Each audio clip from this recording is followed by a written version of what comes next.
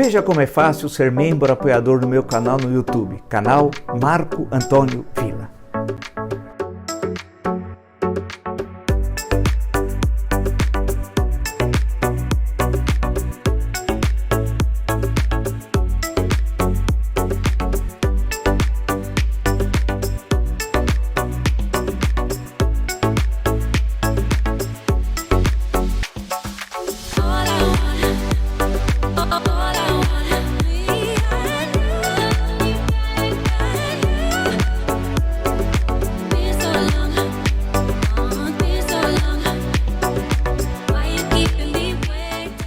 Estamos começando o nosso encontro de hoje. Agradeço os milhares e milhares de inscritos no meu canal. Muito obrigado mesmo. Estamos atingindo já 120 milhões de visualizações. Isso tudo graças a vocês. Ou seja, se você gosta do canal, do conteúdo, das lives, das entrevistas, da perspectiva que nós temos, analítica, crítica, propositiva, indique o canal a um amigo, uma amiga. É muito fácil. Canal no YouTube, Marco Antônio Villa. Diga para ativar as notificações, coloque like no que vocês gostarem e utilize, como vocês muito bem fazem, a página dos comentários. Só o vídeo de ontem, em certo momento, eu estava olhando na live, já tinha passado mais de 2.600 comentários, né? Dei até uma diagonal nos comentários. Muito obrigado mesmo, que mostra o engajamento de vocês.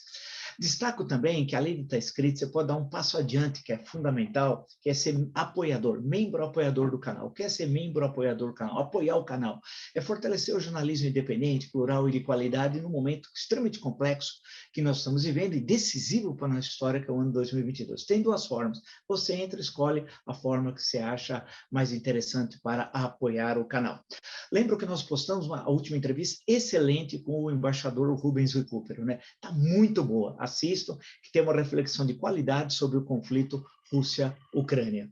No Twitter pode me seguir pelo Villa Marco Villa, no Instagram, @Marco Antônio Villa Oficial, e na plataforma de curso, www.cursovilla.com.br, lá tem os 3 cursos: História Política das Funções Brasileiras, História da Ditadura Militar no Brasil, o que é fascismo, e quando dá, a gente coloca alguma coisa lá no TikTok, no Marco Antônio Villa Oficial, tá bom? Bem, vamos adentrar a nossa discussão de hoje. Acompanhe todo o noticiário, li. Claro que o tema só se fala numa coisa: agressão russa à Ucrânia, né? E, evidentemente, os reflexos daquela participação brasileira, entre aspas, no episódio. Esse rapaz aí chamado Arthur, já não é um rapaz, 35 anos, esse Arthur Duval, que foi acompanhado de uma outra pessoa que, de acordo com ele, o tal de Renan, tinha inclusive até um manual de como fazer turismo sexual na Europa. Uma coisa bem liberal, bem democrática, conservadora, Deus no comando, né? Tudo aquilo que eles falam, realmente bem bacana, e que ensinava, geralmente se tem nos locais mais pobres, para se aproveitar das mulheres, realmente fantástico, século XXI, viu? Parabéns mesmo, é muito liberal a concepção de vocês, democrático, civilizatório. Bem, está todo mundo horrorizado com tudo isso, horrorizado. Ele chegou no Brasil, no aeroporto, aí deu declarações desastrosas, ele realmente tem dificuldades cognitivas gravíssimas, né? Que ele não entendeu nada que está ocorrendo. Eu queria só lembrar, antes de... E aí temos uma análise abrangente desse processo, que ele tinha as filas de refugiadas querendo atravessar a fronteira, naquele desespero. Hoje, inclusive, estava vendo fotos no UOL de gente morrendo na fila, mulheres morrendo, né? Aquele desespero, temperatura abaixo de 0, tal, e as pessoas abandonando, mas literalmente tudo. Você imagina, tem a matéria na Folha sobre refugiados. Poxa, as pessoas em 5 minutos fizeram a mala, saíram, abandonaram suas... Você abandona a casa, abandona tudo que você construiu na sua vida, abandona trabalho, abandona escola, abandona toda a vida social, seus amigos, seus familiares, sua vida familiar, sua história, o seu país, e atravessa a fronteira, e eles não sabem o que você vai encontrar do lado de lá. O que vai acontecer com você? Será que um dia você vai voltar ao seu país? Você vai num país que tem outros costumes, outra língua? Uma enorme tragédia que o Papa hoje mesmo diz, em meios a rios de sangue, como disse o Papa. Porém, o rapaz, esse Arthur Duval, não viu nada disso. A fila para ele, veja, isso é um reflexo, não é dele. Ele apresenta uma faixa da população brasileira que é igualzinha a ele, especialmente em São Paulo, que eu quero tematizar São Paulo, né? Ele comparou essa fila de desespero de refugiadas com a fila nas baladas aqui em São Paulo.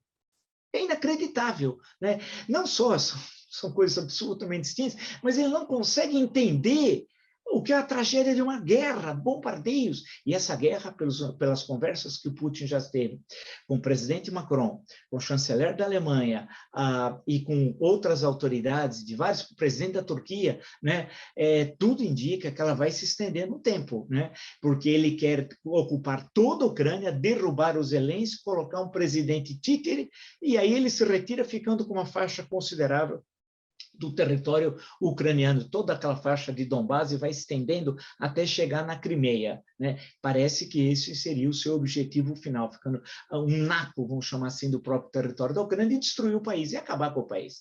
Quer dizer, mostrar sua vingança, né, de déspota, um autocrata, né, como é o Putin. Tudo isso ele não viu, as crianças morrendo, o desespero das pessoas, as pessoas querendo entrar nos vagões de trem, tentando encontrar carros, ônibus, aquela loucura, ficando naquelas temperaturas abaixo de zero. Quantos relatos vocês já leram? Mas ele não viu nada. Ele preferiu ver a beleza das ucranianas, tratá-las como objeto, numa linguagem de uma baixeza, uma cloaca. Eu não sei de onde veio essa cloaca aqui em São Paulo. Emergiu isso em 2018. Claro que ele estava por aí, mas emergiu a chamada nova política cloaca. Consegue a nova política ser pior do que a política adotada antes de 2018. Como representantes, entenda-se, essa cloaca acendeu, e esse Arthur Duval é produto dessa cloaca. Ele, monarque não é parlamentar, mas pega esse clima que nós estamos vivendo, de absoluta desagregação política, de valores, de noção de país, de pertencimento, de humanidade. Nós perdemos tudo isso, como é o tal de Adrilles, o nazistinha, e como é o miliciano Bolsonaro. Eles formam um quarteto explicativo. Bolsonaro é produto dessa destruição histórica que nós estamos assistindo aqui no Brasil. O século XXI, o que foi feito aqui é inacreditável, rompendo com uma tradição brasileira, né, de preocupação, por exemplo, com a questão social. A questão social que sempre foi vista, especialmente ali já no final dos anos 10, eu cito isso aqui no meu livro, né? A História em Discurso, 50 discursos que mudaram o Brasil e o mundo. Tem o discurso do Rui Barbosa, que não é em 1930, na Aliança Liberal, que vem a questão social, né? com Getúlio Vargas. Vem 11 anos antes, na última campanha presidencial que ele participa, Rui Barbosa, no discurso que ele faz no Rio de Janeiro, que está aqui no meu livro, a questão social está presente. E essa questão que nós precisamos olhar para os desvalidos, para os pobres, para aqueles que vivem em situação de miséria, buscar, criar condições, e aí o Estado é fundamental, além dessa preocupação social, para que possamos enfrentar os bolsões de pobreza, de miséria. Mais de 120 milhões de brasileiros vivem em insegurança alimentar, ou seja, não sabem se vão ter o que comer no almoço, no jantar, quando fazem 2 refeições, que são muito poucos nesse país. Porém, esse Arthur Duval, que chamou o padre Júlio Lancelotti de cafetão da miséria, fala coisas tenebrosas. Ele que é cafetão, né? Porque são 4 áudios, um dos áudios ele diz: não vejo a hora que acaba essa guerra, quero voltar para a Ucrânia. Ele quer, desculpe usar a expressão, pegar essas mulheres. É um negócio assim inacreditável. E aí a justificativa dele foi assim mais inacreditável: não sou santo, sou homem, sou jovem. Eu não sei, não sou santo, quer dizer que ele tinha, né? Não tem mais, parece que é namorada, ele não sou santo, ele tem de pegar todas as minas, porque eles escrevem assim, as minas, inclusive isso foi depois traduzido o que ele falou, né? Porque a gente precisa traduzir a fala de nazifascistas bolsonaristas, dessa geração que se diz aos 35 anos jovem, é brincadeira, e portanto pode fazer tudo, a idade dá a abertura para você fazer o que você bem deseja. Ele diz: não sou santo, sou homem, sou jovem, alto lá, 35 anos, é um negócio inacreditável. E ele reclamou, indignado, que ele não tem direito à privacidade. Ele podia dizer assim: mas eu, como um bom liberal, eles são nazifascistas, mas usam a fantasia de liberais, que é uma prática aqui no Brasil que eu já denunciei. Lembro que alguns achavam que o porno filósofo era liberal? E eu falava: ele é nazifascista, além de plagiador, Ctrl-C, Ctrl-V, ele servia comida requentada aqui como se fosse um prato novo, recém-preparado, que via da extrema-direita norte-americana, né? Quantas vezes eu disse isso? E esse rapaz é produto desse momento. O Olavo tem razão. Lembra quando eu contei o episódio? É produto disso, o Olavo tem razão. Dessa turma, dessa caterva, que tem ódio da cultura, tem ressentimento de que tem cultura, não entende a sociedade democrática, não entende o século XXI e seus dilemas que têm de ser enfrentados, debatidos e resolvidos, como os dilemas do século XX, em grande parte, quando o Brasil crescia, como nunca cresceu na sua história entre 1930 e 1980, enfrentando essas questões, debatendo. Eles vão para um passado que nunca existiu, só na cabeça deles, né? E eles têm sempre como referência o lixo, a cloaca dos Estados Unidos. O que é de pior nos Estados Unidos, eles trazem para cá. Aquela polícia arbitrária, o sistema judiciário, que você faz qualquer coisinha, 2 anos de prisão, eles acham tudo isso uma maravilha. Né? Tanto que eu vi um aqui, dá como referência para São Paulo, olha a loucura, esse não é nenhum dos 4, é o que foi ministro da Educação, semi-analfabeto, iletrado, não sabe 2 S ser cedilha, mas foi ministro da Educação. Ele quer transformar São Paulo num Texas. Olha a loucura desses delirantes. Mas esse criminoso nazifascista, daqui a pouco eu vou falar nele. Quero primeiro ficar nesse Arthur Duval. Né? É um negócio inacreditável. Ele diz, foi um momento de empolgação, quer dizer, ele estava empolgado olhando as ucranianas refugiadas e não estava vendo o entorno, a destruição, ameaças de bombardeio, entrada de tanques, vem a infantaria, né? a marinha sendo obrigada, os ucranianos a fundarem o maior navio, né? que eles estão, os russos quase tomando Odessa. Tudo aquilo ele não conseguia entender. São mais de 1,5 milhão de refugiados. Tudo, a insensibilidade dele é a insensibilidade de uma faixa da população. E eu queria recortar São Paulo, porque eu conheço melhor aqui, de uma faixa que é interessante, que não é o andar de cima. O andar de cima tem setores desse tipo. Não, é uma faixa mais intermediária, que não está no andar de baixo, está no andar intermediário, que tem valores da lata do lixo dos Estados Unidos, o que é pior, de lá da cloaca, né, dos Estados Unidos, tem ódio do papel do Estado, ódio dos pobres, né, quer ascender de qualquer jeito, não quer pagar impostos dentro da sua visão liberal e que cada um por si. Né? É essa a ideia deles. Não é a perspectiva que nós tivemos durante grande parte da nossa história republicana, que não era olhar para os Estados Unidos, era olhar para a Europa. A nossa tentativa no século XX, especialmente, de criar um estado de bem-estar social, nos limites do que é possível falar estado de bem-estar social no Brasil.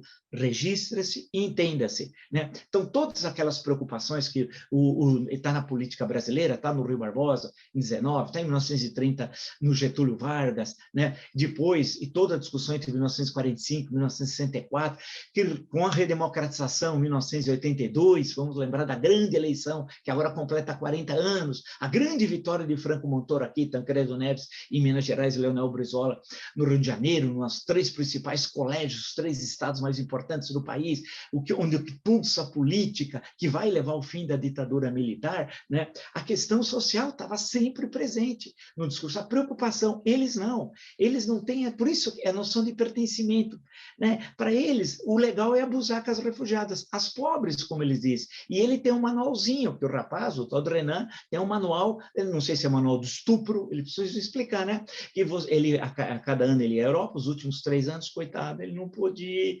coitadinho, está sofrendo, né? E porque era um manual, e você vai nas regiões pobres, porque aí se aproveita, elas são mais fáceis, porque elas são, entre aspas, tudo mais pobres. É um negócio inacreditável. E a pessoa volta, e eu tive observando a filmagem que foi feita aqui, no aeroporto de Guarulhos, ele está falando, as pessoas estão perguntando, e o tal do Renan está do lado de cá, filmando também ele, mas ele é partícipe dessa ação criminosa, ele é partícipe. O outro falou, está lá, 4 áudios, né?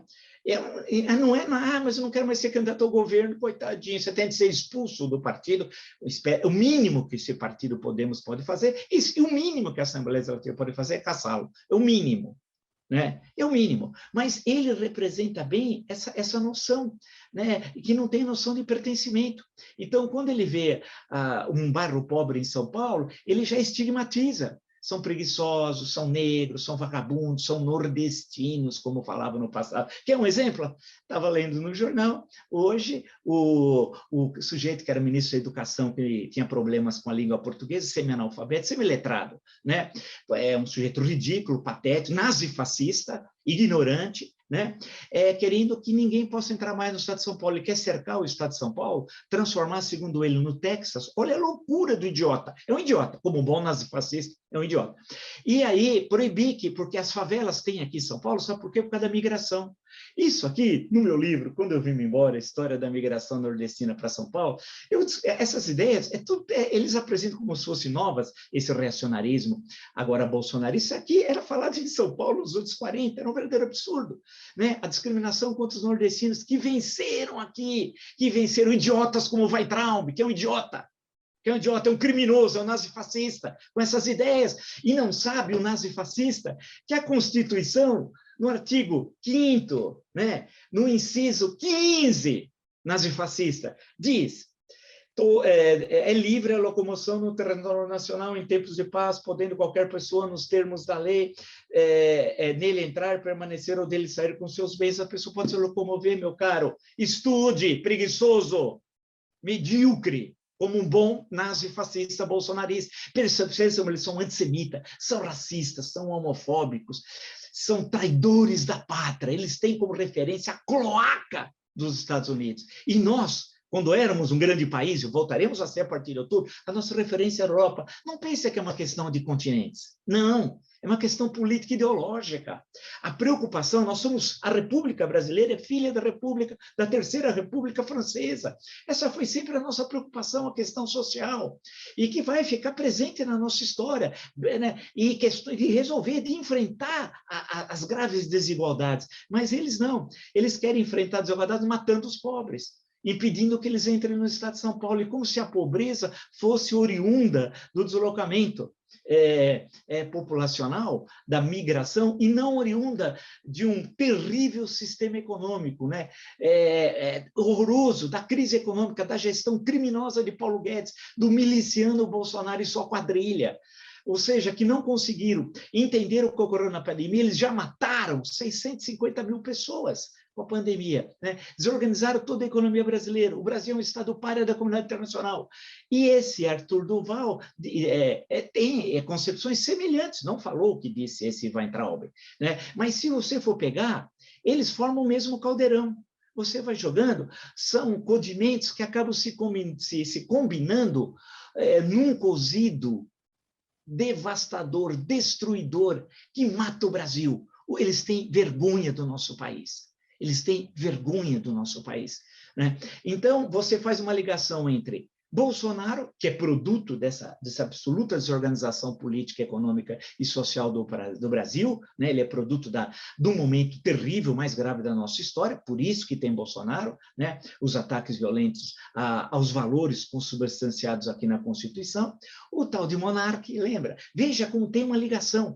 Veja que no tempo é tudo muito próximo, né? O tal de monarca é um nazifascistinha que ainda queria, que não gosta de judeus, ou seja, provavelmente ele já quer um campo de Dachau, foi o primeiro dos nazistas, em março, hein? Tomaram o poder 30 de janeiro, em março, próximo a Munique, e já tinha o primeiro campo de concentração. Não sei se ele vai propor uma nova intervenção, mas ele estava bêbado, coitadinho, né? Aí vem o tal de Adrilles, faz saudação nazista, mas provavelmente também ele falou que era brincadeira. E agora tem esse rapaz que diz que ele foi um modo jocoso, e o áudio, além disso, era privado. Então, e ele disse, vocês têm de entender, separar uma coisa da outra, ele falou, tem de separar o do áudio com aquele que foi à Ucrânia. Não, é um só. É um só. Você foi à Ucrânia para ver as moças, para assediá-las, para depois voltar para lá e pegar as minas, no singular, as minas, porque vocês falam assim.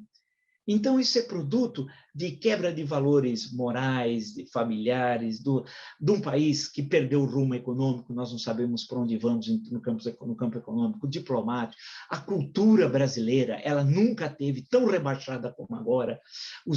Aqueles que aparecem, eu acompanho todos os portais, vejo tal, os valores musicais são pavorosos, dá vergonha daquelas figuras. Vocês podem olhar no Google, colocar meu nome em relação a alguma dessas figuras e vão encontrar artigos que eu escrevi lá atrás, né? Falando como é possível ser referência do Brasil, essas pessoas. Então, nós fomos perdendo tudo. Há um empobrecimento cultural, assim, fantástico, e nós fomos referência. E é interessante que essa camada, assim, do meio, que o Bolsonaro nasceu em São Paulo, cresceu no Vale do Ribeira, né? Nasceu no interior de São Paulo, cresceu no Vale do Ribeira, colando, provavelmente entrou em Agulhas Negras, que ele ou está tudo errado lá, ou para entrar bastava fazer assim, chupar sorvete, caminhar 5 passos, deve ser uma coisa bem ridícula, né? E depois, quando saiu, passou pelo Mato Grosso, etc., mas ficou no Rio de Janeiro. E aí o que interessa é que ele trouxe de São Paulo toda essa carga reacionária que está aqui no meu livro, né? Que, por exemplo, de discriminação em relação aos nordestinos. O cara fazia um erro, falava, é uma baianada isso, hein? O sujeito vestia uma camisa colorida, parece coisa de baiano, era tudo assim, era todas as referências, eram sempre depreciativas, né? E essa carga reacionária, e esse ódio dos pobres. E esse carinha quis ser prefeito de São Paulo e teve 10% dos votos. O que chama atenção não é ele, é o eleitorado. E aí nós temos de buscar explicação. Como é possível se identificar com um elemento como esse? O que aconteceu? Como é possível se identificar com um elemento como esse? Não tem condições. Mas ele é produto disso. Aí você vai puxar na história paulista. É produto do malufismo? Até o Maluf, em certo momento da sua carreira, evidentemente sempre roubando dinheiro público e tal, ele deu um ar de Maluf social, quando ele foi prefeito pela primeira vez eleito. A outra ele tinha sido indicado durante a ditadura. Aí vem o tal de Projeto Singapura, lembra?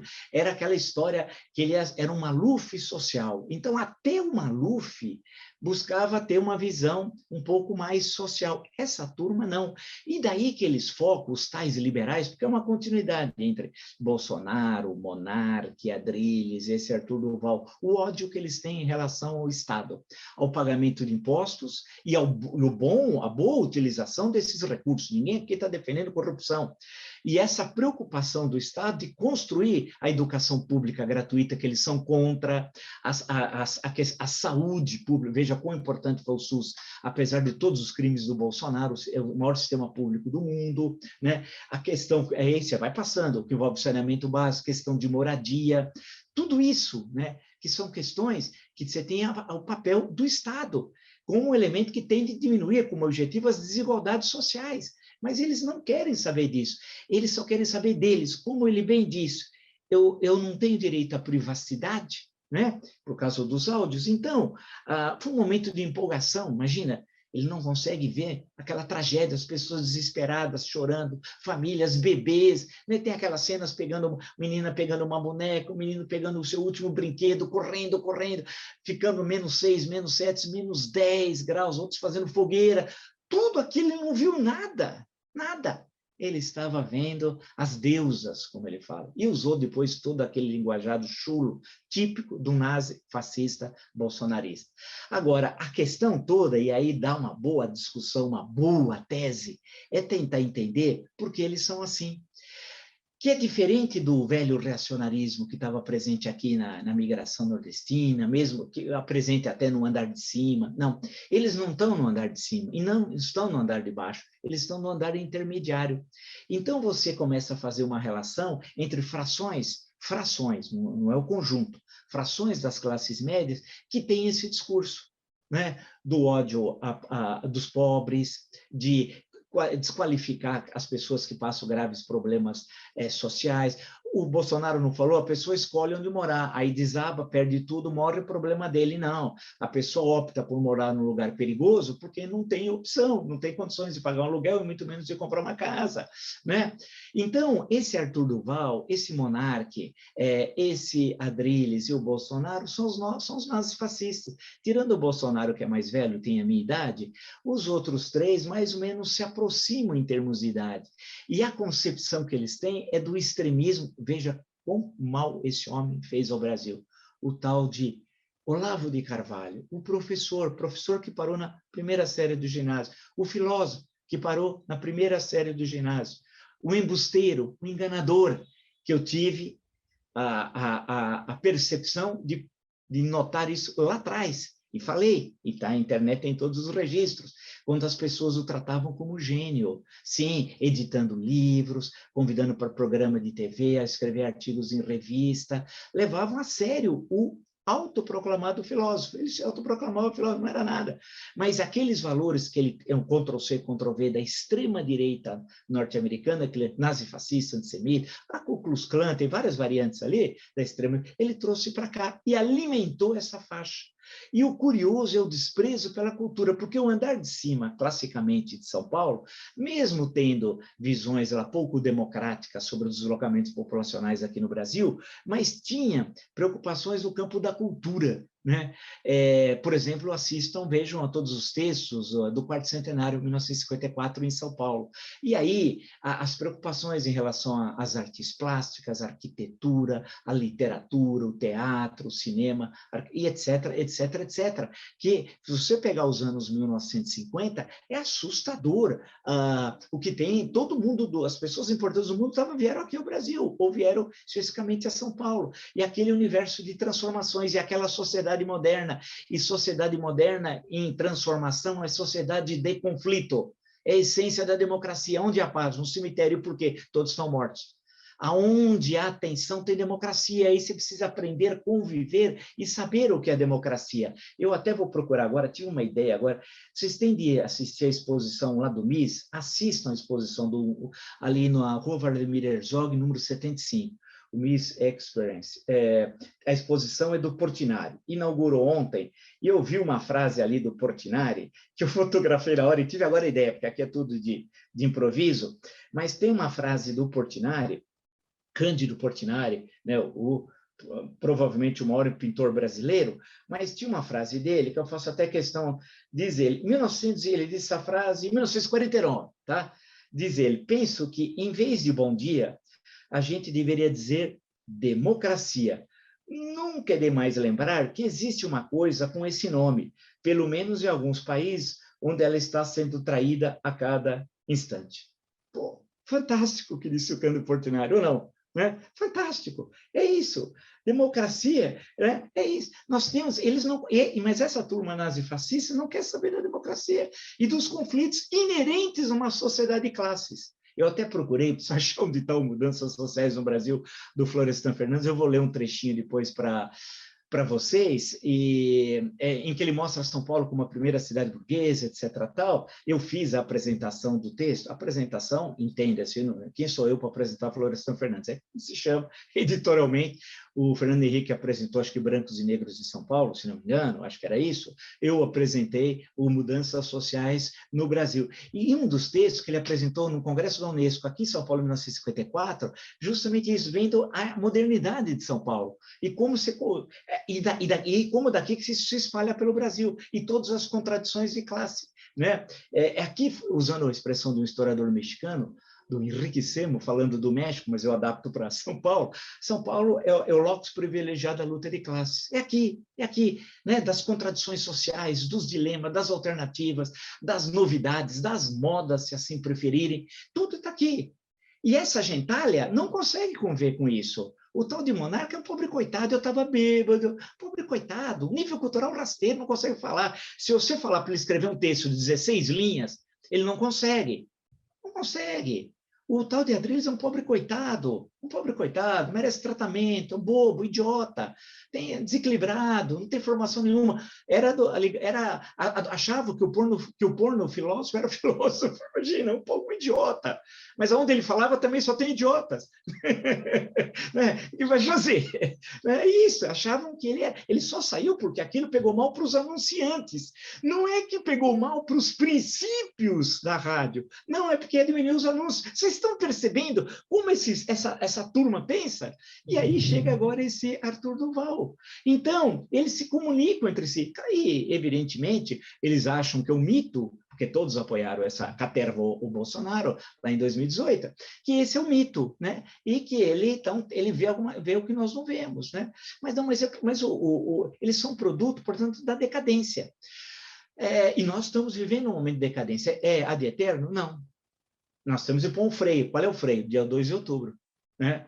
Dia 2 de outubro é o freio. E aí você começa a recuperar essa questão de São Paulo e do Brasil. São Paulo, durante a primeira a República Populista, 1945-64, nosso dilema aqui era Adhemar e Jânio. E você não pode dizer que o Adhemar, que era conservador, pensava isso, e o Jânio, que era conservador, mas com algumas tinturas mais avançadas, pensava isso, não pensava. O Jânio busca, esse Jânio de 1950, hein? Não é o Jânio da decadência de 1985, aí não tem nada a ver, aí é uma figura patética tal, né? Não, estou falando de 1950, aquele que tinha sido vereador, deputado estadual, depois eleito prefeito em 53, no ano seguinte, 9 meses depois, governador de São Paulo.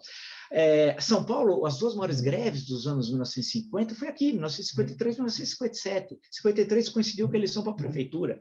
E ele buscava, Jânio, base nos sindicatos operários aqui. Então, aqui estava a modernidade, a tensão, o crescimento. A cidade que mais crescia no mundo era São Paulo. Então, e muito movimento cultural, as bienais, puxa vida, e aí vai, todas as atividades, o cinema, a Veracruz, a literatura, a poesia, o romance, a televisão, a arquitetura, tudo será que agora não tem mais nada. Quer dizer, tem uma outra coisinha, mas eu estou falando no conjunto, tem essa gentalha. E as redes sociais, aí que nós vamos dar uma mudança radical nas redes sociais, e só com ação, a culpa não é das redes, a rede não é ocupada, mas é ter material, ter uma outra leitura de mundo. Esse Monarca é produto de redes sociais, esse Arthur Duval idem, esse tal de Adrilles idem, o Bolsonaro, através do filho criminoso, eles são uma organização criminosa, também produto disso. Então, a rede que é ruim, não. É aqueles que não entenderam a importância das redes no século XXI. Porque essa turma só entendeu o século XXI no papel das redes, para eles fazerem o discurso nazifascista. Os democratas republicanos, que estão pensando o século XXI, as suas contradições, não entenderam das redes como instrumento para colocar a sua leitura de mundo para milhões de brasileiros, e no caso, milhões de paulistanos, ou que moram na cidade de São Paulo. Aqui, assim, não adianta ficar escrevendo, fazendo uma live para 200 pessoas, ou escrevendo um texto numa revista acadêmica que ninguém lê. Todo mundo sabe. Eu fiquei 30 anos como professor na Universidade Pública, na graduação e na pós-graduação. Eu sei como é. E sei que a coisa foi piorando ao longo do tempo. Basta ver a área de humanas, ciências humanas, eu me refiro especialmente, os últimos 3 anos, a participação quase que nula dela das grandes questões da sociedade. Ciências médicas e biológicas, não, hein? E vimos a importância disso agora na pandemia, estamos ainda assistindo. Então, a questão toda é que essa faixa e que querem transformar o Brasil num grande Texas, ou São Paulo no Texas, você imagina, referência a seu Texas. Se há inferno, é perto do Texas, pertinho, próximo. A única coisa lá que eu sei que tem uma universidade em Austin, muitos amigos meus estiveram lá, que tem uma excelente biblioteca sobre a América Latina, mas o Texas é uma piada, o Bush veio do Texas. O Bush filho, estou me referindo especialmente, começa a carreira ali, né? E as figuras, não, as decisões, o eleitorado, eles querem se vestir, parece o pessoal dos agrotrogloditas, que não é todo o agronegócio, eu estou me referindo a uma faixa, os agrotrogloditas, que até eles colocam uma vestimenta supostamente texana, chapéu, jeans, o cinturão, né? É uma coisa ridícula, né? É uma coisa que eu fico vendo aquilo e falo, os caras são idiotas, né? Querem transformar o Barretos em Dallas. Bem, aí na festa do Pão Bandeira eles laçam as mulheres, né? Eles fazem assim e laçam. Eu não estou inventando. Fiquei 20 anos dando aula na Universidade Federal de São Carlos. Exerci funções administrativas, na graduação, na pós, participei de milhares de comissões. Ela laçava as mulheres e puxava. E pior que algumas achavam, puxa, que olha, fui laçada, pô, bacana, legal, mas é isso, né? É isso. Eu me lembrei uma expressão do Júlio Ribeiro, grande Júlio Ribeiro, o viver de província, a expressão é dele. O Júlio Ribeiro é o autor da bandeira de São Paulo, mineiro, fez a bandeira de São Paulo, seria a bandeira do Brasil, republicano da propaganda, radical, morre muito jovem, logo após, morre em 1890, né? Tem um texto dele muito chamado Viver de Província, que eu vou até pegar aqui, está isso está nas cartas sertanejas aqui, eu vou pegar depois e ler esse trechinho daquela coleção que eu coordenei sobre história de São Paulo e o longo prefácio, um excelente prefácio do professor José Leonardo do Nascimento, né, sobre os 2 textos dele que estão nessa edição que eu tenho aqui, eu mostro um dia disso para vocês. Mas é ver essa coisa pequena, medíocre, isso tem de mudar. Então, essa turma é produto desse momento histórico. Esse eterno não, agora depende da gente. da gente remar contra essa corrente, né? E eleitoralmente pensar muito bem no dia 2 de outubro, porque eles são produto da cloaca, para usar uma expressão do Cícero sobre a Roma Antiga, né? Quando ele falava lá da cloaca e tal. Mas é isso, eles são produto do lixo. Desculpe dizer, é muito desagradável, deselegante falar isso, mas é um pessoal horroroso, né? Que não tem a mínima... É o momento em que você perdeu as identidades políticas. São Paulo teve grandes políticos, homens públicos, mais do que político, homem público. Tivemos grandes ao longo da história da República. Que vivemos esse tempo presente tão ruim, tão ruim. Como é possível alguém ter 1.800.000 votos e não morar em São Paulo?